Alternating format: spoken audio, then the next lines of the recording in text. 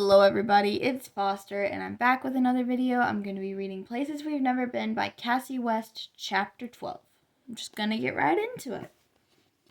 Chapter 12.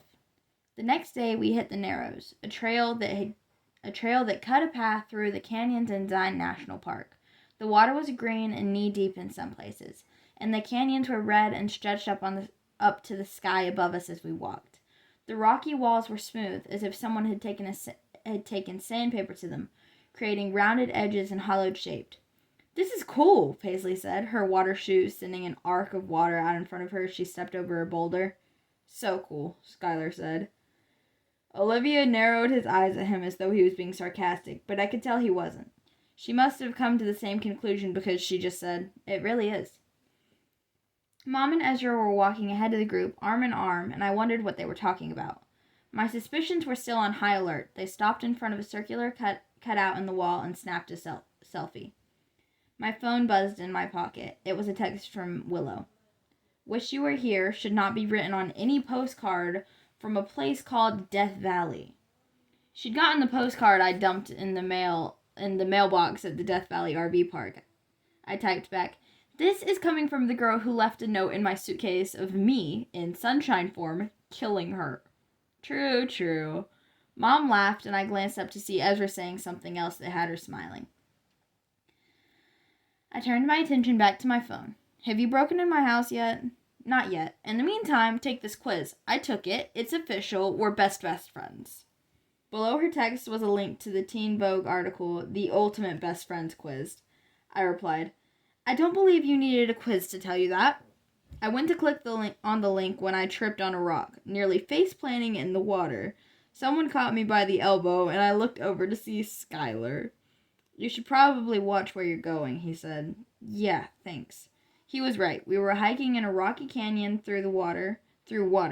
I was lucky I hadn't dropped my phone. Willow would have to wait, so would that quiz. Next to me, Olivia stumbled on a rock as well. Several other people on the trail had walking sticks. We should have brought walking sticks. "You trying to make me feel better?" I asked. She hooked her elbow in mine. "We can study each other." "Good call. How did your shopping go yesterday, by the way?" "I found some beautiful wind chimes. I'll have to show them to you back at camp." "Are you a wind chime girl, Nora?" "Possibly. I have no idea what that means." "Some people get annoyed by their sound. The music isn't a pleasant background noise to them, but a distracting nuisance." "Oh, I'm not sure. We've never owned one.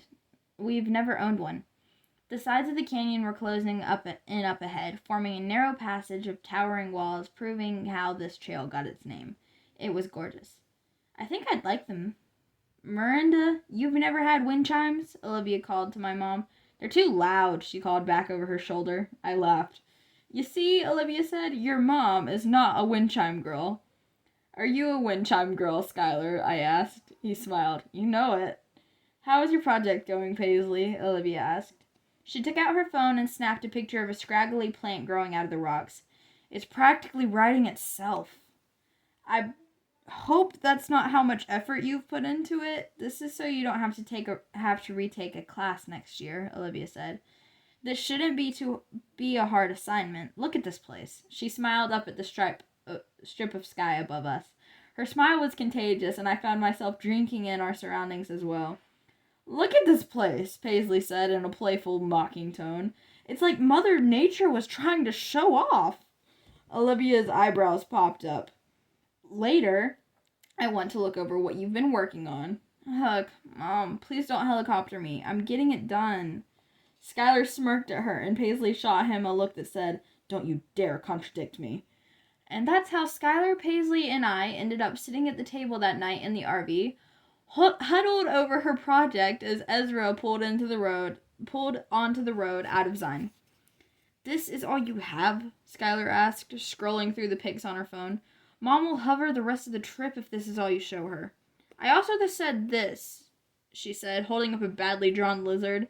She pointed at Skylar. "Unless you want to draw it for me, shut up." I said nothing. He put her phone down. "Fine, it's terrible. Hand it over." She slid the book across the table to him, along with a pencil. Have you written anything for the pictures you took? I asked. That could help. I figured I'd Google some facts about them later.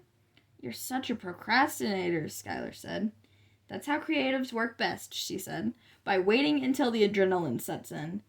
His pencil moved over the line she had already drawn, as if just his bit of added graphite would magically fix it. And it was working. His smooth strokes and steady hand were making it look like an actual lizard. And seeing Skylar drawing again was doing something to my chest, making it tight or expanding it or something. His eyes flicked to mine for a moment as if he knew I was staring. I looked away. Paisley put the back of her hand on her forehead. Who knew Who knew saving a damsel in distress is what would reignite your drawing flame?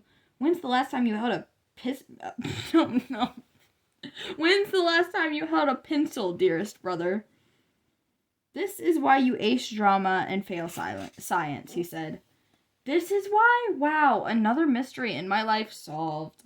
I laughed. Are you going to help or just laugh? Skylar asked. I bumped his elbow, sending a line across the middle of his drawing.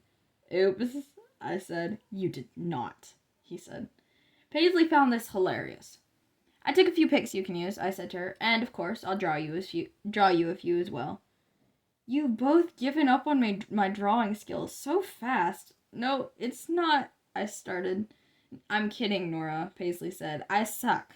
Let me see your pics. I handed her my phone, and while she was looking, a text buzzed through. Did you take the quiz yet? What quiz? Paisley asked. Oh, it's a best friends quiz Willow sent me. Ooh, I'll give it to you. Can I? Her finger hovered over the link. Go ahead. You're really not going to do your project, Skylar said. Shh, be still. Oh, shh, be still, Dad. I'll get to it. Skylar's jaw clenched with those words, which let me know his relationship with his dad still wasn't his favorite. He didn't say anything, though, just continued to clean up her drawing. He wasn't making it his own style, the one I remembered. He was just taking what she had and making it a better version of itself.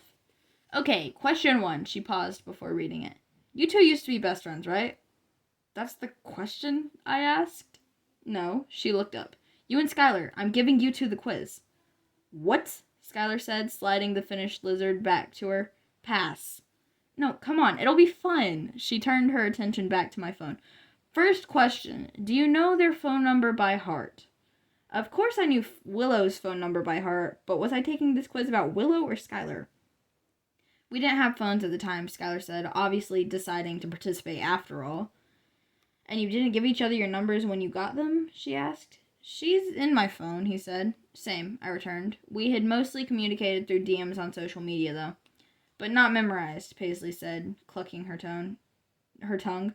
First question failed. She scrolled on. Question number 2. Do you know the name of the first person they had a crush on? Cynthia Fields, I answered quickly. You had a thing for her, right?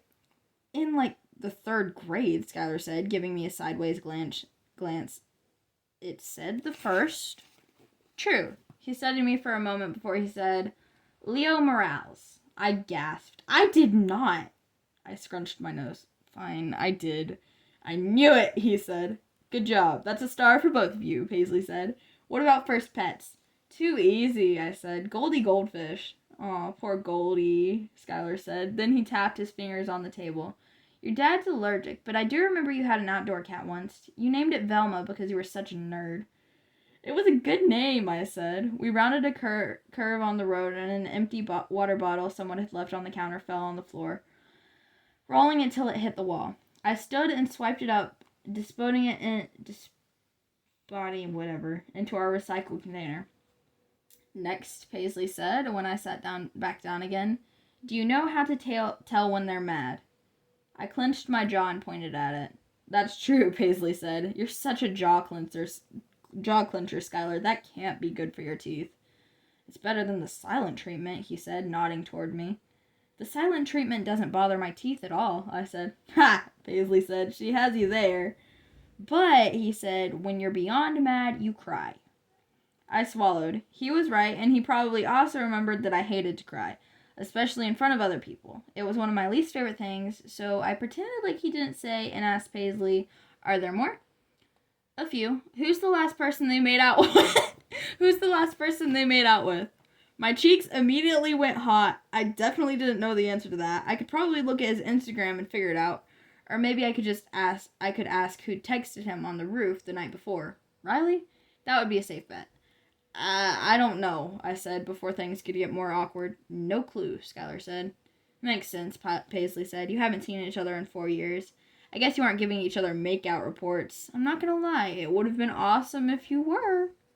"Next," I say, ready to move past the question. Next one is, do you know how to make them feel better in any situation? Of course I knew that answer. When Skylar was sad, I would badly sing a song he loved while changing the lyrics to fit whatever sad thing he was dealing with. "Don't do it," Skylar said with a smile, as if I was about to belt out a bad tune. "Don't worry, haven't done it in forever. I had retired that particular quirk of mine a long time ago. Why would I start again now? You're perfectly happy." "Yes, I am," he said. "Good." "What is it?" Paisley asked. "What did you used to do?" "Make a fool of myself for your brother," I said. "And what about you, Skylar?" Paisley said. "What did you do for her?" He would hug me. Just give me a huge, lanky-armed hug and tell me that whatever I was feeling was exactly the right way to feel. His eyes met mine. "What is it your mom calls you? A ray of sunshine? Whoever needs to make a ray of sunshine feel better." I blinked in surprise before controlling my expression and saying, "So true. How did you ever find light without me?" Paisley's gaze went back and forth between us a couple times before saying, "Last question, have you ever kept a secret from each other?" "This is stupid," Skylar said. "I'm sure we have tons of things we haven't told each other." But back when you were besties," Paisley said. "No," I said. "I told him everything back then." Yes, Skylar said. Yes, Skylar said. Was he agreeing with me or answering the question? Paisley must have assumed the first because she said, "Oh my goodness, you two are so cute." She clicked a button on the screen. "But you still got 2 wrong, so you only get bronze level besties. Better luck next time." Skylar sighed. "That was a colossal waste of time." "Was it, though?" Paisley asked. "Was it?" Yes, both Paler and I said. Oh, gosh. Yes, both Skylar and I said at the same time. And that's the end of chapter 12. That's the end of chapter 12. I hope you guys enjoyed, and yeah, I'll see y'all in the next video. Bye, guys!